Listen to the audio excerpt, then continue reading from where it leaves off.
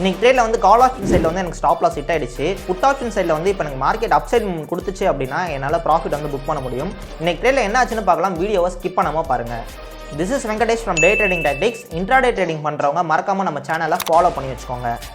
இன்றைக்கி India Vicks points வந்து increase ஆகிடுச்சு. 14 பாயிண்ட்ஸில் இருந்துச்சு மார்னிங். ப்ரீமியம்ஸ்லாம் வந்து அதிகமாக தான் இருந்துச்சு. ஸோ நான் இன்றைக்கி பேங்க் நிஃப்டியில் 47,000 கால் அண்ட் புட் தான் ரெண்டுமே சேம் ஸ்ட்ரைக்கில் வந்து நான் செல் பண்ணியிருக்கேன். Due to increase in premiums எனக்கு ஆஃப்டர்நூன் 2 o'clock வர ப்ரீமியம் வந்து டிக்ரீஸே ஆகலை. டைம் இப்போ வந்து 12:30 ஆகுது. எனக்கு இப்போ வர 4,000 rupees மேலே இப்போ லாஸ் தான் வந்து போயிட்டுருக்கு.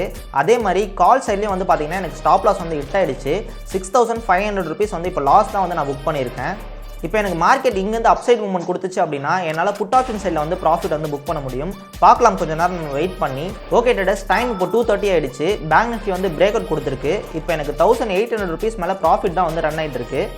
அதே மாதிரி இன்னைக்கு ட்ரேடில் வந்து நான் 3 லாட்ஸ் தான் வந்து எடுத்திருக்கேன். ப்ரீமியம்ஸ் வந்து அதிகமாக இருக்கிறதுனால